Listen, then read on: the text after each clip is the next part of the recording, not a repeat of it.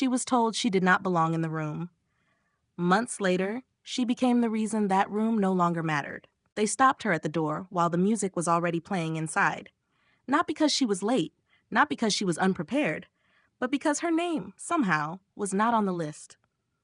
Elena Brooks stood beneath the soft gold lights of the hotel entrance, the glass doors reflecting a version of herself she barely recognized. Calm posture, steady breath, a tailored black dress chosen not to impress but to belong. Inside, laughter spilled like champagne. Outside, a pause stretched long enough to bruise. The attendant checked again, apologized politely. Rules were rules. Elena nodded once and stepped aside. That was when he saw her. Victor Hale moved toward the entrance with the confidence of a man accustomed to being expected. His suit caught the light. His smile carried the ease of someone who believed the night had been arranged for him personally. When his eyes landed on Alina, amusement flickered first, then recognition, then something sharper. "Not you," he said lightly, just loud enough to be heard. "This dinner is for leadership." A few people slowed their steps. Someone glanced back. Another pretended not to notice. The kind of silence that only appears when humiliation is happening in real time. Elena felt it land, not as shock as confirmation. She smiled, small controlled. "Of course," she replied. Victor laughed, satisfied to him. This was harmless. A boundary enforced, a reminder of hierarchy. He turned back toward the doors, already forgetting her. What he did not know was that this moment would outlive the evening. Inside the ballroom, speeches were rehearsed. Praise circulated predictably, names were repeated until they sounded important. From the outside, the event shimmered with success. From the inside, it was the same structure Elena had learned to read years ago. Visibility mattered more than value. She walked away slowly, heels clicking against marble, each step measured. Anger did not rush in. It never did. Anger was loud. Elena had learned to survive on something quieter. Observation. To most people in that company, Elena was a mid-level operations manager. Reliable, efficient, not memorable. She handled details others preferred to ignore. Compliance questions, cross-border logistics, contract clauses no one wanted to read twice. Because she did not dominate rooms, she was not invited into them. That misunderstanding had followed her for years. What Victor never bothered to learn was how often his decisions passed through her hands before they reached daylight. How many potential crises had dissolved quietly because Elena noticed inconsistencies before they became problems? How many client relationships depended not on charm, but on someone who remembered promises long after applause faded? She did not collect credit, she collected leverage. As she stepped into the cool night air, her phone vibrated once. Then again. A message from a colleague inside, awkward and apologetic. Another from a junior analyst who had seen what happened and did not know what to say. Elena did not reply. She was thinking about something else.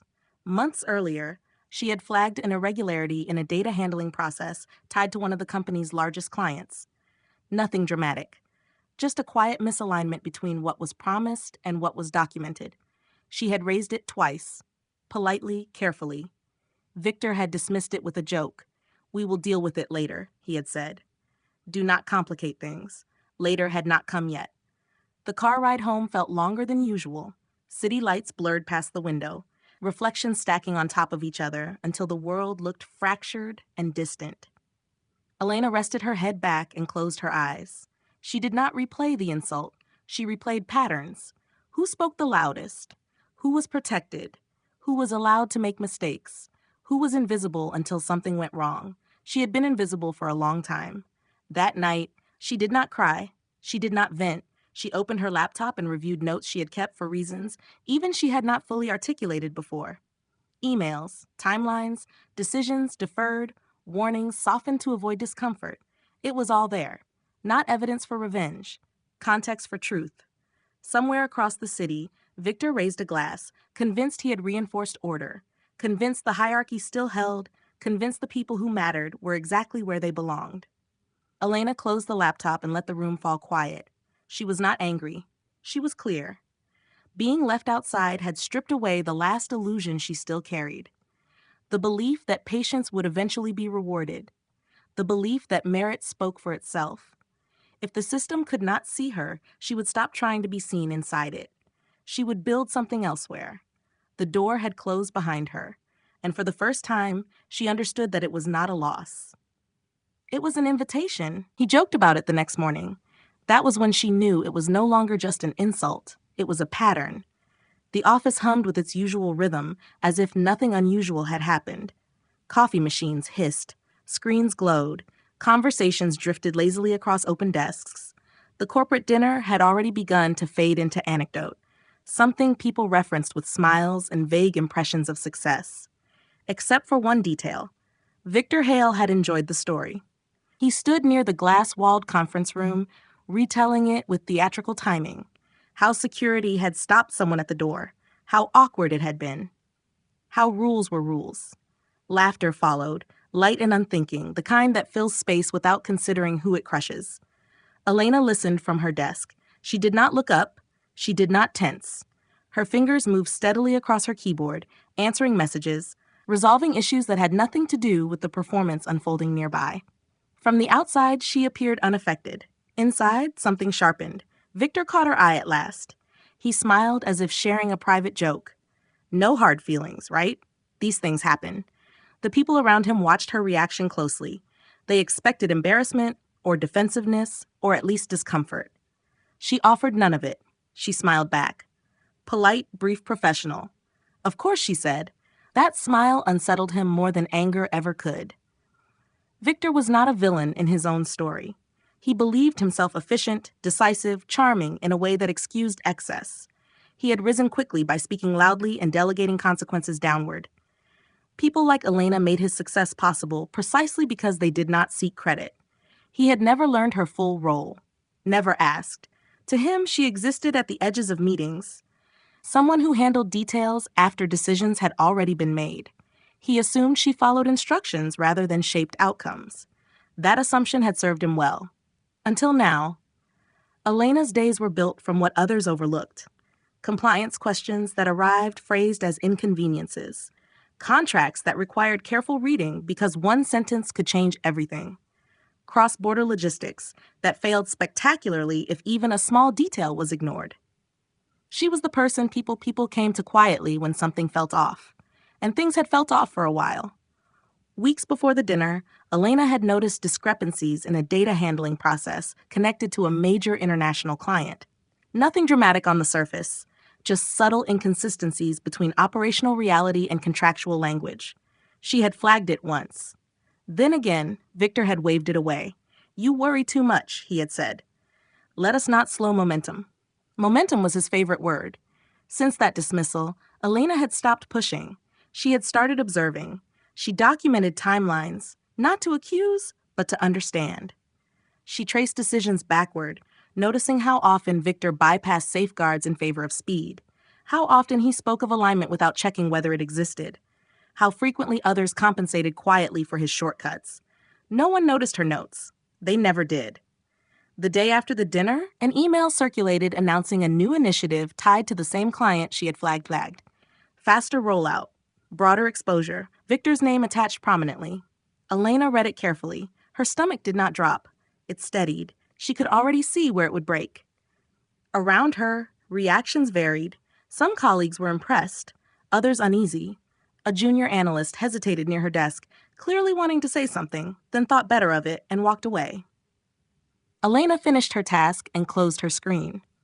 At lunch, she sat alone as she often did, not out of isolation, but preference. Solitude made patterns easier to see. She replayed the dinner in her mind, not the humiliation, but the ease with which it had been delivered. The confidence Victor carried, the certainty that he could decide who belonged, that certainty was his blind spot. He believed power was conferred by proximity to leadership, by invitations, by being seen in the right rooms. Elena knew better.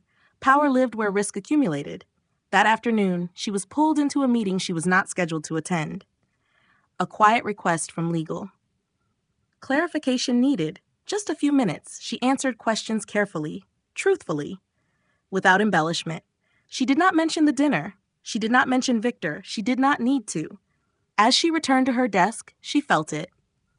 The subtle shift that comes when information begins moving without permission, when systems start correcting themselves quietly. Victor continued his rounds, confident, joking, convinced the hierarchy had been reinforced. He did not notice the distance growing around him. The way conversations shortened when he approached. The way people began asking Elena questions again, softly, cautiously. By evening, the office lights dimmed, and Elena remained seated, reviewing her notes. She was still underestimated, and that was exactly where her advantage lived. The dinner had not excluded her. It had revealed the rules of a game she was no longer interested in playing. She closed her laptop and stood, calm and deliberate. Tomorrow, things would begin to move. Not loudly, not dramatically, but irreversibly.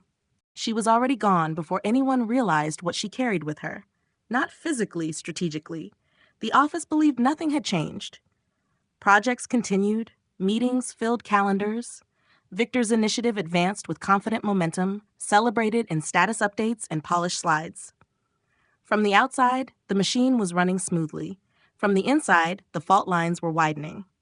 Elena did not announce a shift. She simply stopped compensating for mistakes that were not hers. She answered questions precisely. She documented instead of correcting quietly. She let processes reveal themselves the way they were, not the way leadership preferred to imagine them. That decision changed everything. For years, she had been the buffer. The person who softened impacts before they reached clients, the one who caught misalignments early and adjusted language before it turned into liability. When something felt off, she fixed it before it was visible. Now, she let visibility do its work. The first sign arrived as confusion. A client asked for clarification on a timeline that had never been formally approved. An internal team hesitated, unable to locate documentation they had assumed existed. Legal flagged a clause that conflicted with operational reality. None of it was new. It was simply no longer hidden. Victor reacted with irritation rather than concern. He dismissed questions quickly, framing them as resistance to innovation. He reminded everyone of urgency, of trust, of the importance of moving fast. Speed had always been his answer. Elena watched the pattern repeat with mechanical precision. Each dismissal compounded risk. Each joke deflected responsibility. Each shortcut assumed someone else would absorb the consequence. They always had. Until now. She moved through her days with quiet intention. She met with legal again, this time at their request. She answered with the same clarity she always had, but without cushioning implications.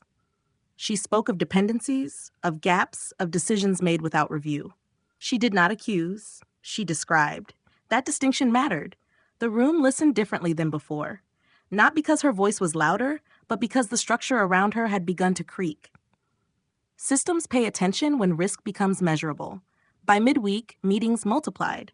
Victor was pulled into discussions he did not control. His confidence remained, but it began to sound rehearsed.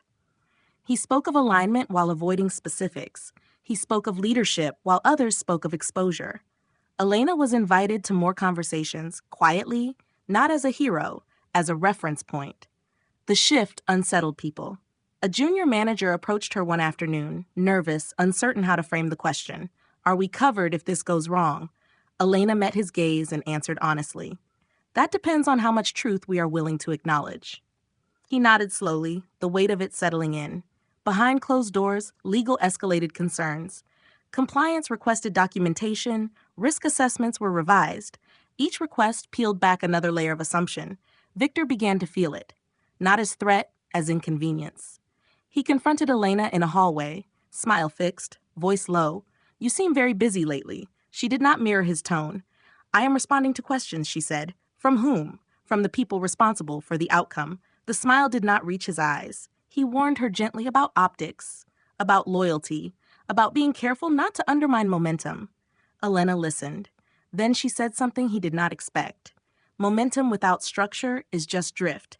He laughed it off, but something had shifted. The room no longer tilted toward him automatically. Others had started noticing what Elena had always known.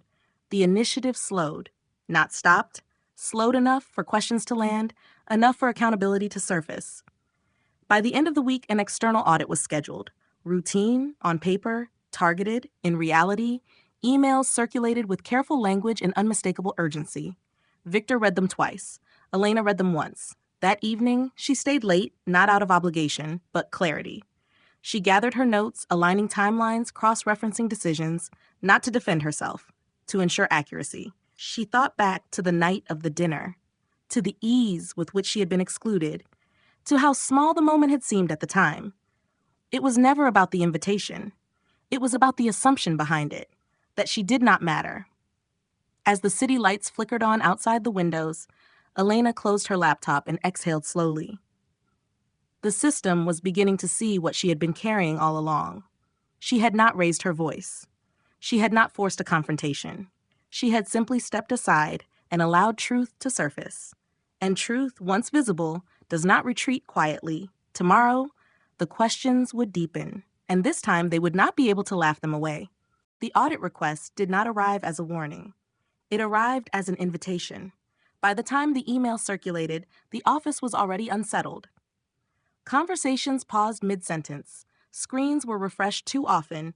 People read the message carefully, then read it again, searching for reassurance hidden between the lines. Routine review, it said. Standard procedure.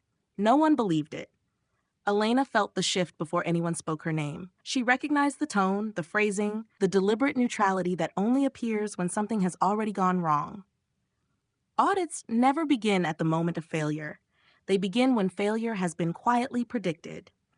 For the first time, she was not surprised. She was prepared. What the company did not know was that Elena had lived her entire professional life inside this space. The space between what is said and what is meant, between what looks compliant and what actually holds together under pressure. She learned it early. Long before corporate offices and glass walls, she learned how systems break by watching smaller ones fail. Family budgets stretched thin, promises made with good intentions and broken by reality. The kind of childhood that teaches you to listen more than you speak because information is survival. She carried that instinct into every room she entered. While others learned how to present confidence, Elena learned how to trace consequences. While colleagues chased visibility, she built fluency in the parts of the business that only mattered when something went wrong. Compliance risk, operational truth, those skills rarely earn applause. They earn longevity. In meetings, she was often the last to speak, if she spoke at all. Not because she lacked ideas, but because she understood timing. Ideas offered too early are dismissed. Ideas offered too late are blamed. She learned to place them precisely, like weight on a scale. Victor never noticed. To him, Elena was efficient labor, a stabilizer, someone who handled complexity so he did not have to. He mistook her silence for agreement, her restraint for lack of ambition. That misjudgment had been convenient. Now it was exposed. As audit preparation began, Elena was asked to provide background. Informally at first, then formally. She complied without hesitation. Her records were organized, chronological, unemotional, facts without framing, patterns without commentary. It unsettled people. A senior compliance officer asked her quietly how long she had been tracking these issues. Elena answered honestly, long enough to know they would surface eventually. Words spread carefully, not gossip, concern.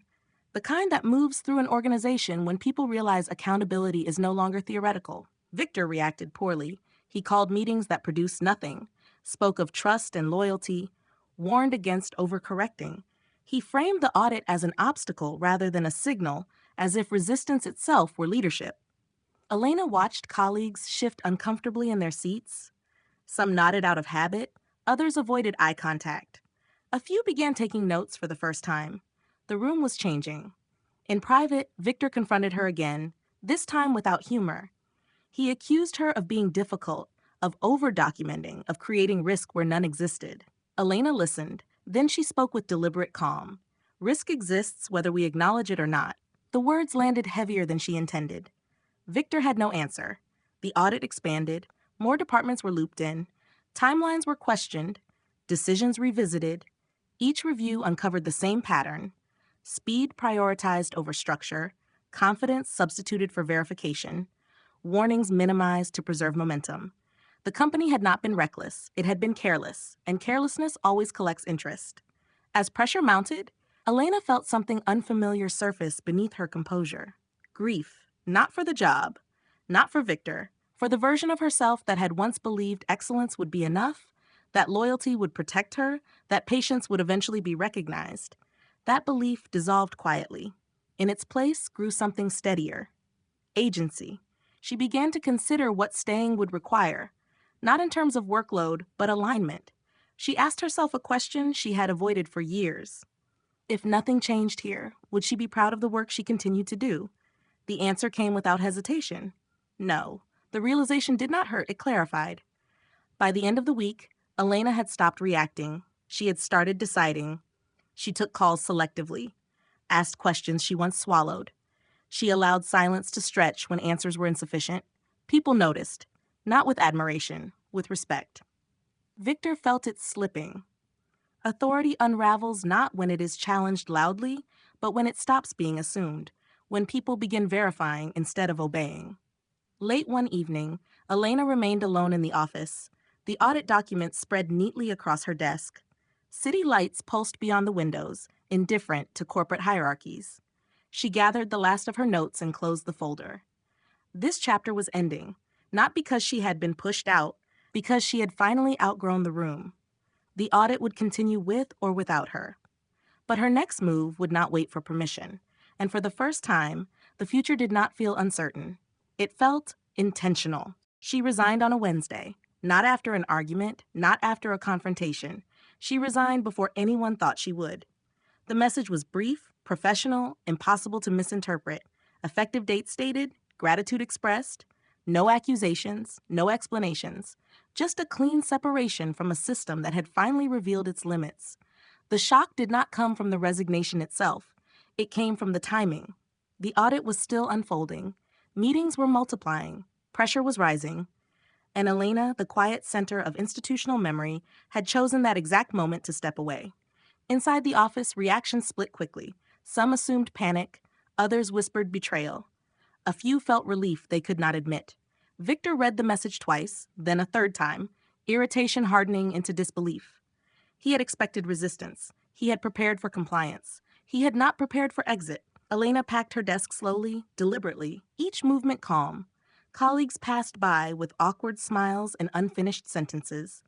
Someone asked where she was going next. She answered honestly, "Somewhere that matches my standards." That answer lingered longer than she intended. The truth was simpler. She had already decided weeks ago. The dinner had not pushed her out. The audit had not chased her away. What ended her time, there was clarity. Once clarity arrives, pretending becomes impossible. She had outgrown the room. The call came that evening as she closed her apartment door. A familiar voice, measured, careful, from a number she had not saved but recognized instantly. A former contact from a competitor she had crossed paths with years earlier. They had been watching quietly, not the drama, but the discipline beneath it. "We hear you are available." Elena did not rush to respond. Availability, she knew, was not about timing. It was about alignment. They spoke the next day. No performance, no exaggerated promises, just questions about how she worked, what she valued, what she refused to compromise. They did not ask why she was leaving. They asked what she wanted to build. That was the plot twist. No one inside her old company anticipated. She was not being recruited because of the audit. She was being recruited because of how she handled it. The offer arrived quickly, not inflated, not flashy, solid, grounded, a role with authority defined by responsibility rather than proximity to power, a culture that did not celebrate noise. She accepted without hesitation. Her final week at the old office passed quietly. Victor avoided her entirely. Others watched with a mix of curiosity and something like regret. The audit continued without her, heavier now, missing context she had once supplied freely. She felt no satisfaction in that, only distance. On her last afternoon, Elena stood by the window, the city stretched wide beneath her. She thought about the years spent minimizing herself to fit rooms that never expanded, the nights she softened warnings to preserve comfort, the moments she accepted invisibility as the price of stability. She had mistaken endurance for loyalty. The new office felt different from the moment she arrived, smaller, quieter, less polished in ways that mattered. Conversations began with substance. Decisions paused for thought. Her experience was not questioned. It was expected. On her first day, she was handed access without ceremony. Systems, clients, context. No one explained politics to her. No one warned her to be careful. They assumed competence. That assumption felt like air. The work unfolded quickly. Problems addressed directly. Gaps acknowledged rather than hidden. When Elena spoke, people listened, not because they were instructed to, but because her words carried weight earned elsewhere. She did not announce her arrival to the industry. She let outcomes speak. Back at her former company, the consequences became unavoidable. The audit expanded. Findings accumulated. Victor found himself answering questions he could not deflect. Without Elena's quiet corrections, his shortcuts surfaced plainly. Authority thinned, reputation followed. Elena heard fragments through old contacts. She did not seek updates. She did not need them. Karma does not require witnesses. It operates regardless. One evening, weeks into her new role, she received a message from a client she had worked with for years. A simple note: "Glad to see you landed somewhere that understands you." She closed her phone and smiled, not out of triumph, out of alignment. She had not escaped a toxic system. She had chosen a better one. And that decision, made without drama, without permission, without revenge, would prove to be the most powerful move of her career. The first contract crossed her desk before she had finished memorizing the office layout. That was how she knew this place was different. There was no ceremony, no announcement, no performance to mark her arrival. A folder appeared in her inbox with a short note attached. "Your assessment is needed before we move forward." The trust embedded in that sentence landed heavier than any welcome speech ever could. Elena read the contract slowly, not because it was complex, but because it was familiar. The structure mirrored deals she had seen before. Same ambition, same pressure points, same quiet assumptions buried beneath confident language. What changed was not the document itself, but the environment around it. Here, when she paused, no one rushed her. When she asked a question, no one reframed it as resistance. They waited. That patience was disarming. Her reputation traveled faster than she did. People had heard fragments, not gossip, patterns, that she noticed what others missed, that she asked uncomfortable questions without theatrics, that she did not confuse speed with progress. What they had not expected was how quietly she moved. Elena did not attempt to reshape the company. She did not arrive with declarations or reform agendas. She listened. She mapped. She learned where power actually lived, not on org charts, but in habits, in who deferred to whom, in which processes broke under stress. She became indispensable without announcing it. The first weeks passed in steady rhythm. Issues surfaced and were resolved before they escalated. Clients responded with relief rather than excitement. Internal teams adjusted their language, becoming more precise, less defensive. The culture shifted subtly, not because someone demanded it, but because clarity began replacing noise. Then came the overlap. A potential client appeared on the pipeline review, one Elena recognized instantly. Same industry, same geography, same decision makers. A competitor was already in the room. Her former company. The recognition did not sting, it sharpened. The room discussed strategy with measured confidence, market positioning, differentiation, risk tolerance. Elena listened without interruption. She did not volunteer history. She did not frame herself as an advantage. She waited for the question to arrive naturally. It did. "Do we know their internal structure well enough?" Elena lifted her eyes. "Yes," she said. "Very well." The room stilled. She outlined the facts calmly. No names, no grievances, just behaviors, patterns, where speed would be favored over scrutiny, where assumptions would be made to preserve image, where documentation would lag behind decisions. Not weaknesses, predictabilities. Her colleagues absorbed the information without excitement, without judgment. This was not revenge. It was preparation. The pitch was scheduled. Across the city, Victor stood before a familiar conference table, confident in his delivery. He spoke with practiced ease, repeating phrases that had always worked. He referenced momentum, alignment, innovation. He joked when questions pressed too closely. What he did not realize was that the room had changed. The client listened differently now. They asked about contingencies, about audit readiness, about governance structures that did not rely on individual discretion. Victor answered as he always had, confidently, vaguely. On Alina's side, the approach was quieter. Fewer slides, more questions, fewer promises, more boundaries. She did not contrast directly. She let the difference speak for itself. When the meeting ended, there was no immediate decision, just silence.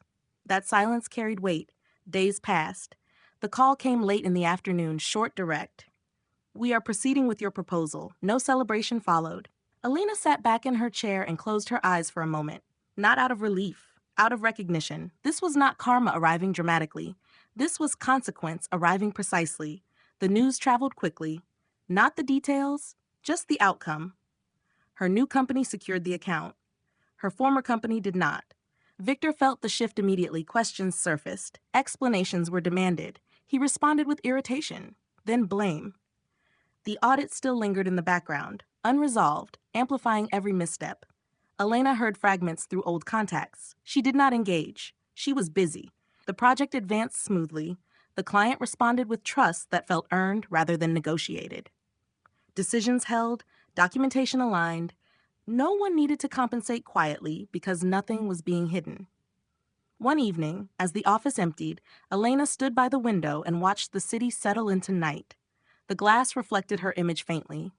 She looked the same as she always had, but she was no longer invisible, not because she had demanded recognition, because she had chosen the right room.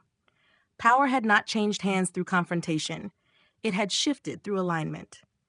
And somewhere across the city, a man who once believed authority was enough was discovering the cost of mistaking control for competence. Elena turned off the lights and walked out calmly. This chapter was no longer about survival. It was about position. And for the first time, she was exactly where she belonged. The phone rang before the press release went out. That was when Victor knew the story was no longer his to control. He stood alone in his office, jacket still on, city lights slanting through the blinds in hard lines. The call did not come with accusations. It came with questions. Specific ones. The kind that arrive only after decisions have already been made somewhere else. Why had the client shifted? Why documentation was incomplete? Why safeguards had been bypassed? Victor answered as he always had.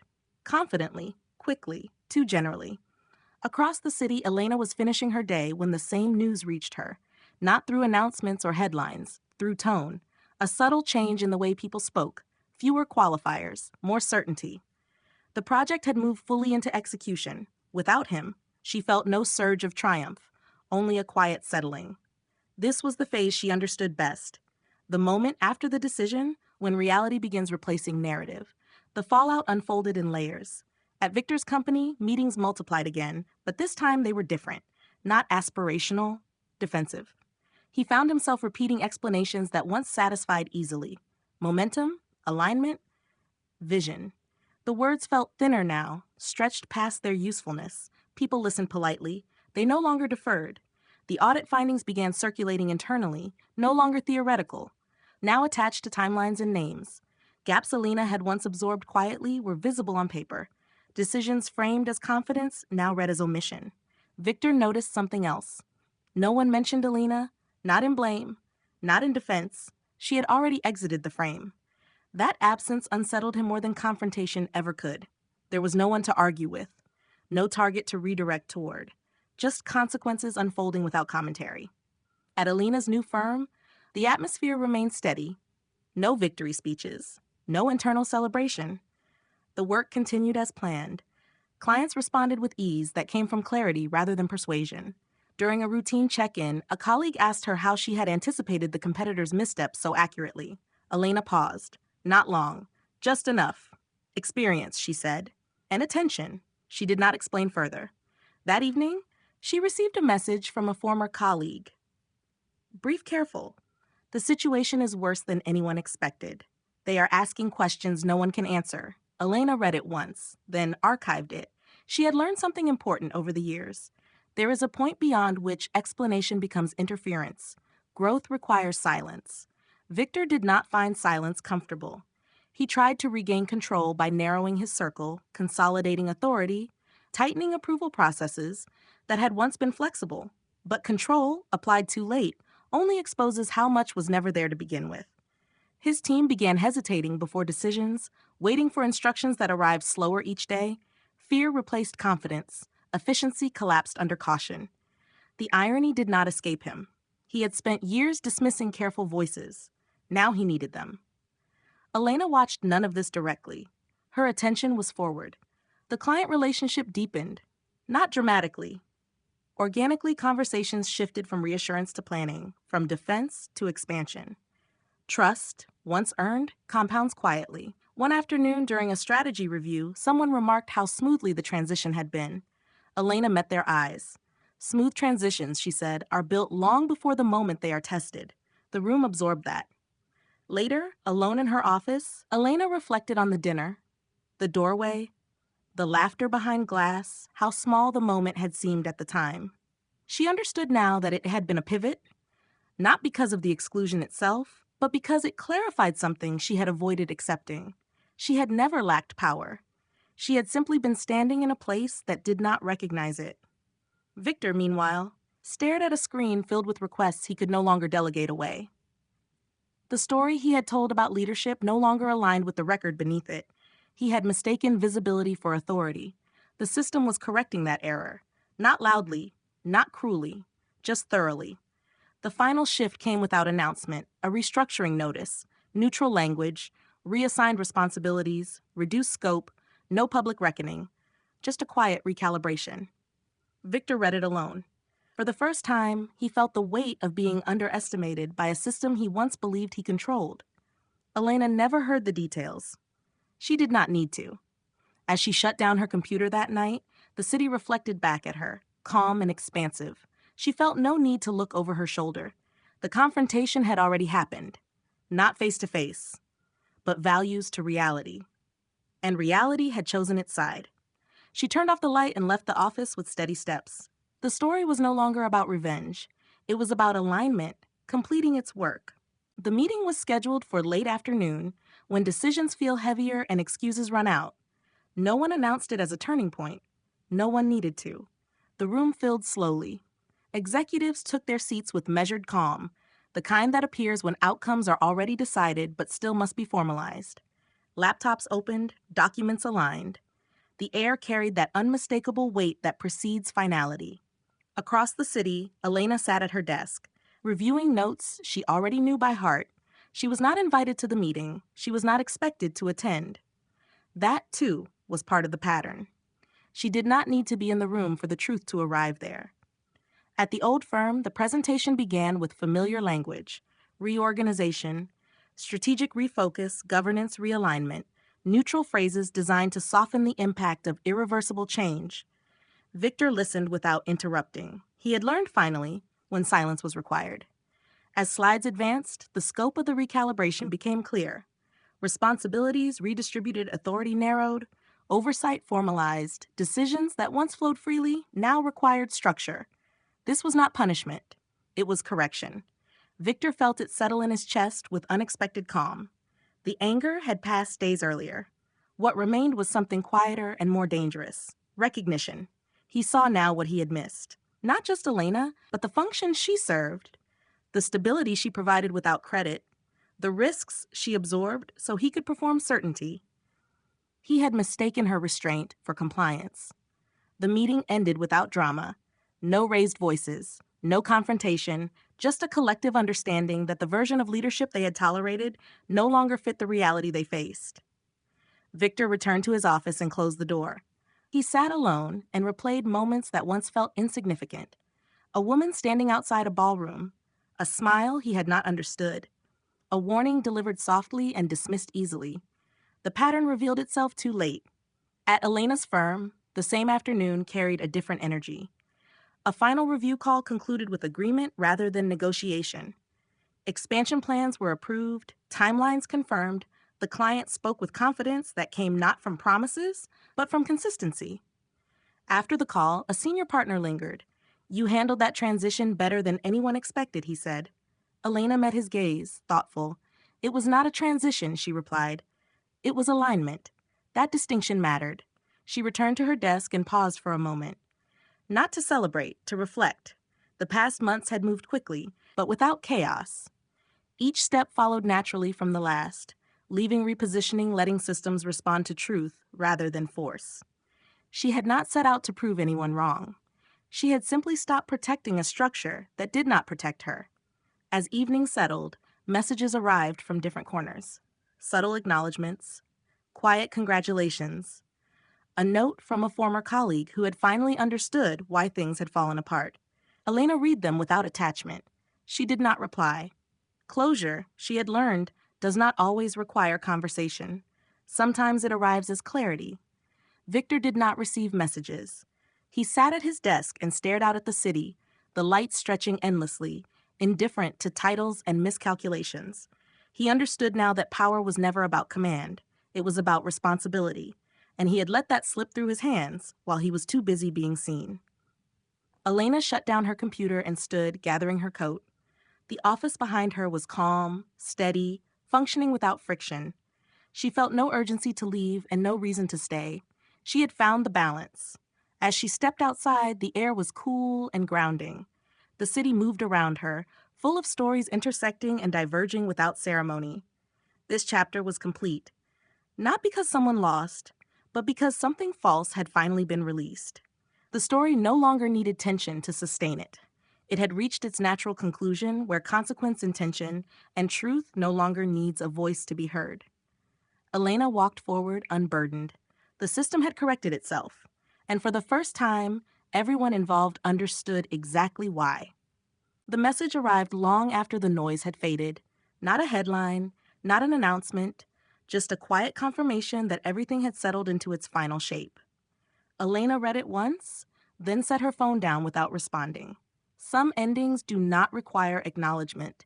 They simply ask to be recognized. Months had passed since the dinner, since the doorway, since the moment she was gently but unmistakably told where she did not belong. What followed had not unfolded as a dramatic reversal. There had been no public reckoning, no satisfying confrontation. Instead, there had been alignment. She now sat in an office that felt proportionate to her presence.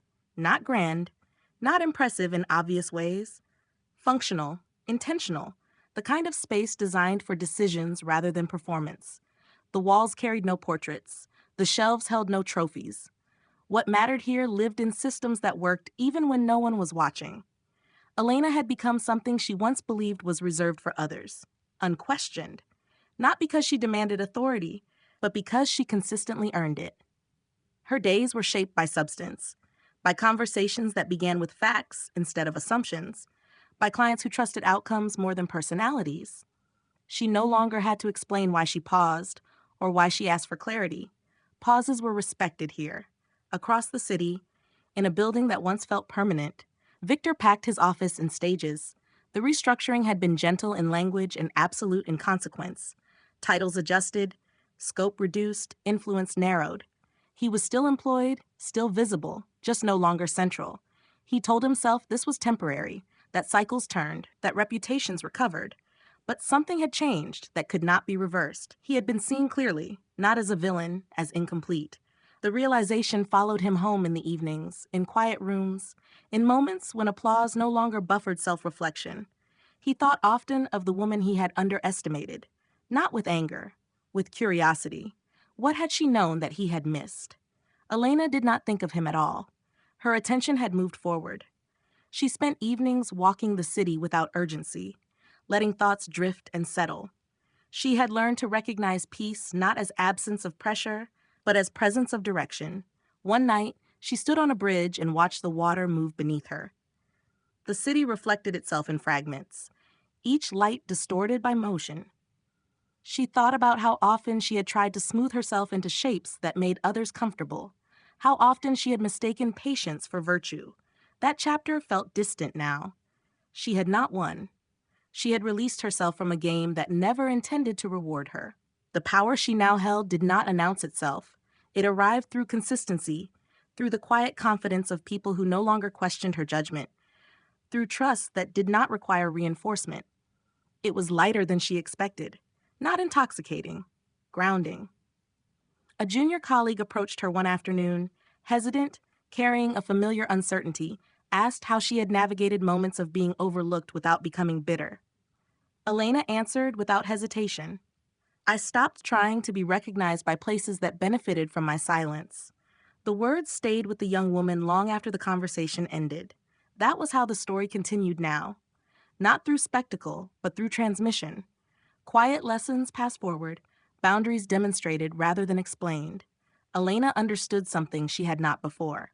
Karma is not punishment, it is alignment revealed over time. It does not strike, it settles. Victor would continue adjusting to a world that no longer bent around him.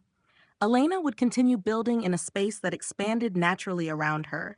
Neither path required the other. As evening settled again, Elena closed her laptop and gathered her things. She paused briefly, looking at the city framed by the window. The reflection looking back at her felt familiar now. Unarmored, clear, she did not feel the need to look back. The story had never been about proving anyone wrong. It had been about choosing where to stand. If you have ever been underestimated in a room that mistook noise for power, know this. You do not need to fight to be seen. You need to decide where your silence no longer serves you. And when you find that place, everything else will reorganize itself around the truth. If this story resonated with you, share your experience in the comments. Someone else may be standing outside a door right now, wondering if it is them. Like the story, if it spoke to you. Subscribe if you want to hear more stories about quiet power, alignment, and the moments that change everything without anyone noticing at first.